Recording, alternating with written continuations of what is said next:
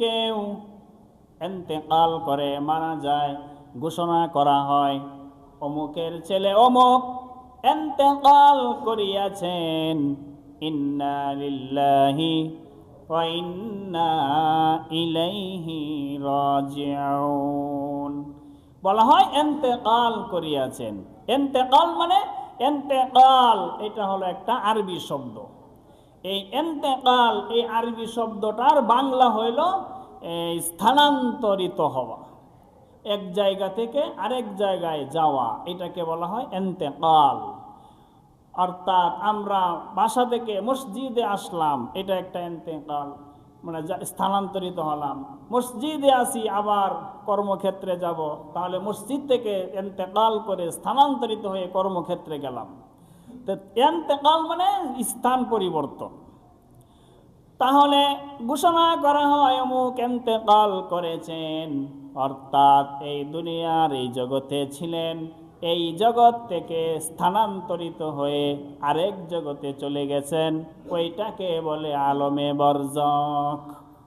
কিয়ামতের আগ পর্যন্ত, মৃত্যুর পরে কিয়ামতের দিনের আগ পর্যন্ত এটাকে বলে আলমে বরজখ, বরজখের জগৎ। তারপরে শুরু হবে কিয়ামতের দিন, পরকালের জগৎ।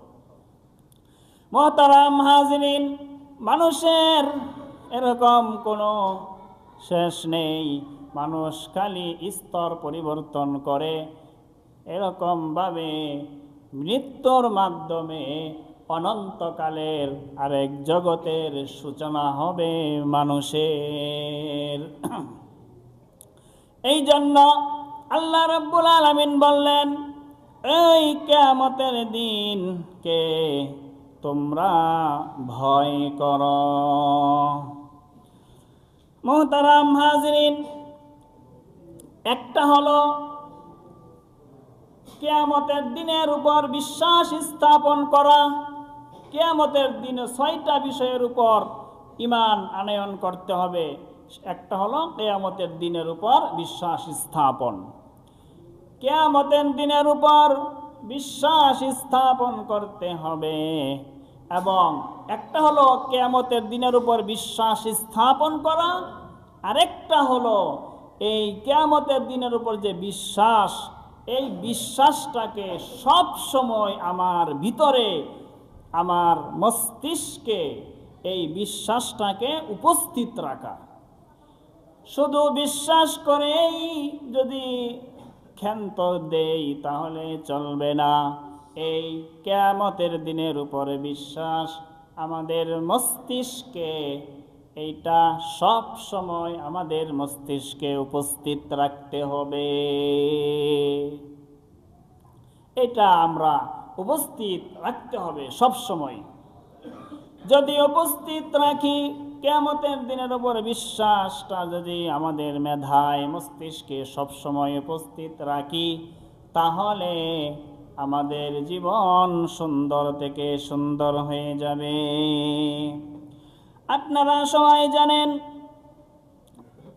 সবাই শুনেছেন ঘটনা, উমর রাদিয়াল্লাহু তাআলা আনহু রাত্রে বের হয়েছেন জনসাধারণের অবস্থা পর্যবেক্ষণের জন্য। হঠাৎ দেখলেন এক ঘর থেকে আওয়াজ আসতেছে। মা বলতেছে মেয়েকে যে, হে আমার মেয়ে, আজকে বকরির দুধ একটু কম হয়েছে, আমাদের মূল্য কম আসবে, এই জন্য একটু পানি মিশিয়ে দুধ বৃদ্ধি করে নাও, তাহলে পর্যাপ্ত পরিমাণ টাকা আমরা লাভ করতে পারব।